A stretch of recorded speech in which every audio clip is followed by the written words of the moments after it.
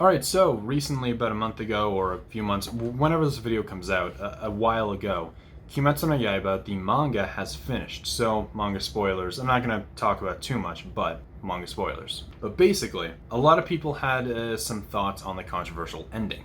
And I definitely did too. It felt very rushed, there were just issues with it. And there, with good reason, the author had some family issues that they had to attend to, and they had to, I think, move away from Tokyo or to Tokyo, something like that. So they couldn't work on the manga anymore, so they had to rush it to get it done. And that explains the ending. You can't really do anything about that. It's just an unfortunate event, which hopefully gets fixed in Season 3. Hopefully their family issues are over by then, and when Season 3, the anime, comes out, they're able to fix and make the ending a lot better. Because as we know, Season 1 fixed a lot of the issues from the manga, giving demons backstories, for example. And that's kind of what I wanted to talk about, obviously, from the title of the video. A lot of people talk about how the ending's bad. What if it's all just not great? So I've already tried to record this video. I wasted like 15 minutes of my life talking, and now my throat's sore. And I've been recording a bunch of other videos today. I'm trying to not make it a rant. I want there to be constructive criticism here, which I did not give. So basically what I want to do in this video is just go through the series like arc by arc and talk about why it's not great. It really, Kimetsu no Yaiba, when you break it down, it's not that good of a show or a series. The show's good, but that's the thing. I like the series, but objectively from a writing perspective, it has its issues. Basically, let's just start with Season 2. And I'm going to refer to them as seasons, just because there's going to be 3 seasons, 2 arcs in each, and that'll be the end. Unless it's extended for some reason. But Season 2 should have 2 arcs. Let's go through them. Tanjiro and Ko go to another town with a pillar to fight 2 upper moons. The next arc. Tanjiro and Ko go to a town with a pillar to fight 2 upper moons. No, I didn't stutter, I didn't repeat myself, I didn't do anything. That's just what happens. They do the same arc 2 times in a row. And I know, the second time they do it, they have 2 pillars. My apologies. And yeah, so basically it's a copy-paste of the same arc. The first one wasn't great, and then they do it again, and I'm like, okay, well, it's a cool fight, I suppose. But even the demons are similar. Like, both of them were like brother and sister or something like that, or one of them were lovers, but it's like they became one. Each one had that similar concept, and it's, I don't know, it's just very lazy writing. And honestly, just to give some constructive criticism, don't do that. There's not really much that can save this. That's just not good writing. I don't know, maybe I'm just remembering things wrong. Maybe the arcs are different, more different than I thought that they were, but I don't know. Just looking back, there honestly is nothing good to say about those arcs. Yeah, it's cool fights, but in Season 2, we're gonna get 2 fights. Period. That's it. Meanwhile, in Season 1, we had like 10.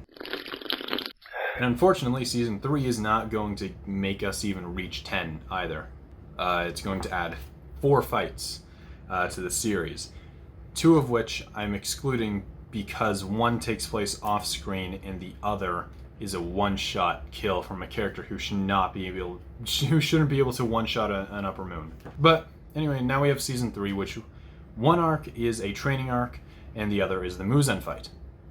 And I have an issue with the Demon Slayer's training arcs. I've had an issue ever since Season 1, and that's basically just, I feel like Kimetsu no Yaiba and My Hero Academia are very similar shows, like mood-wise. They have similar art styles to a degree, just the vibe and everything is very similar. Obviously conceptual, they're so different shows. But they're similar in their own ways, more just mood and vibe-wise, I suppose.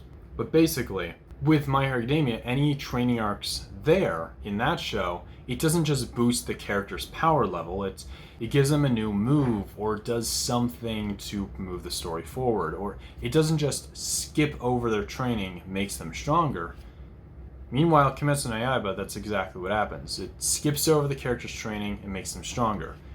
That's what happened again, because that's how Season 1 ended, and now Season 3 or Season 2. Well, Season 2 will either end with this or Season 3 will start with this, but there's another training arc. Another one, and it's albeit we do get a little bit. We do get to see the training, much like season 1, which honestly, the training arc was one of my favorite arcs. But it's still a huge time skip and power level skip. It completely just goes over everything that the character does and just doubles their power. Maybe just show what happens instead, or just find a different way. If that's not boring, if that's not entertaining enough to show on screen, find a different way to make your character stronger, right? Other than just time skipping ahead to make them stronger. That's just not good writing. Again, find another method, or just don't do it. I don't know. Make the series longer. Because the thing is, and I was going to mention this later, but I figured this would be a good time. The author, clearly, the way that they're writing this is much different from other shonen shows, or other shows in general. The point of the show is to kill Muzan, right? It is to kill him, and that's it. And that's all what happens. It's Tanjiro killing Muzan. That's it. No detours or anything except for season 2, but it's just straight for the kill. And in a way, that's cool. That hasn't really been done before in a show, where the plot actually gets resolved relatively quick. But at the same time, with a show like this, you kind of need it. It would have been good to explore more demons, more demon archetypes and stuff like that, instead of just the moons and that's it. Because that, 1, gets a little stale, and 2, there's not much that you can do with it. And so, basically, I do wish that there was more to the show, but at the same time, I like the message, I suppose. I'm blanking on the word, but I like what it's saying, I suppose, about just getting straight to the point, right? But anyway, now we have the Muzan fight, which there's issues with it. There's, again, an upper moon got one-shotted. One got killed off screen. There's issues with that. And, I don't know, the only way to do it is just to avoid doing that is just to don't do it. And I know technically, I don't think they were killed off screen, and I don't think that it was technically one shot, but it was like, both of them were damn near. Like, one of the pillars, I believe, the one that was killed off screen, I think they were killed in a flashback. And it's like, oh, hey, we're here now. And it's like, wait, how did you deal with the demon? Oh, well, this is what happened. And it's kind of like that. From what I remember, that's kind of how it went down. And it's like, really? What's that? And then the other demon that got one-shotted, it was like 2 or 3 shotted, but still, the point still stands. It's not, the character shouldn't have been able to do that. Meanwhile, literally every other fight, it's minimum 1, so it's 1 upper moon versus like minimum 2 demon slayers. Or what are they called? Yashiro? What are they called? Minimum 2 pillars at a time fighting an upper moon. That's what it is. But then there's one, he just one-shots him. And it's like, what? I'm sorry, I'm getting a little ranty here. Anyway, the 3 other fights that happen in the season are pretty good. One of them involves my favorite demon, one of them is my favorite fight in the show, and the other, well, it was okay. Basically, my favorite demon is the one that shows up in the movie. My favorite fight is the one, it's the Inosuke Kanayo and Shinobu. That fight, that's definitely my favorite fight in the series. And then the other one was with the number 1 upper moon. And that fight was pretty cool, but it had a lot that it could have done. Again, I don't want to go into too much detail, but essentially the backstory, it makes you think for the entire series that it's connected to Tanjiro, but then it kind of just doesn't, and it goes the other way, and what happens to Tanjiro kind of just doesn't make sense, or maybe I'm misunderstanding, or remembering wrong, because I didn't do any research for this video. But it's just, when that was revealed, I'm like, what? Okay, well, I mean, sure, that demon can be related to this other character, I suppose, why not? And it's never brought up again. And then finally we have the Muzan fight, which there are issues with it, but you can't really fault all of them because of the family issues with the author. But I do have to say, the fight at first, it dragged on for too long. With the whole, basically the fight, the concept is it's a race against the sun. They need the sun to rise up so then Muzan can get burned. That's it. Cool concept. But, and I'm going to go in more depth in another video at some point, I think. The concept is cool, but first of all, it just drags out for way too long. And then they give Muzan a very strange baby mode He just goes baby mode for like 4 chapters, and it's like, okay. And then after that, he has a really super cool transformation, I guess you could say, which only lasts 1 chapter, and then it's over.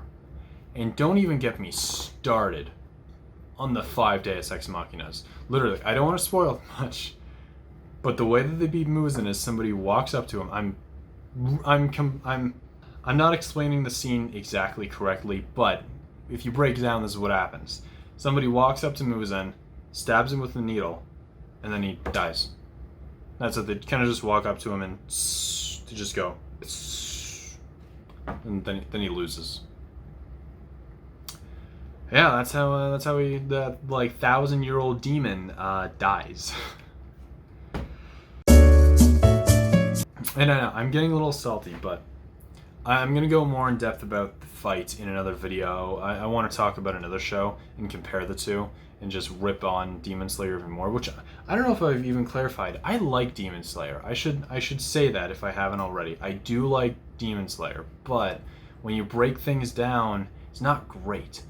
But I think that a lot of it can be excused just because, much like JoJo's shitty writing and SAO's interesting writing, and now Demon Slayer's writing, they're all 3 of those authors have something in common. That is, those anime and manga are their first ever works.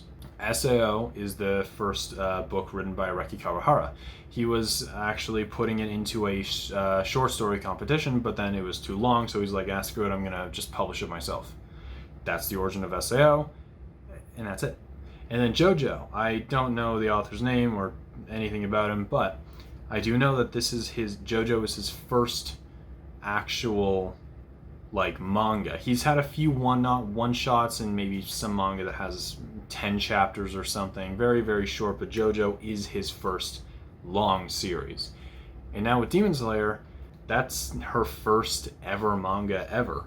And first of all, art, beautiful, concept, amazing, execution could have been done better, but the anime I am excited for. In this, it's a very, very rare case, but the anime is better than the manga, in my opinion. If you are a fan of Demon Slayer, I would just say wait.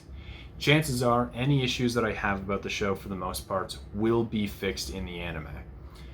Whether that means actually fixing the issues or just distracting me with a beautiful, beautiful fight, I don't care, because I'm fine with either of those solutions.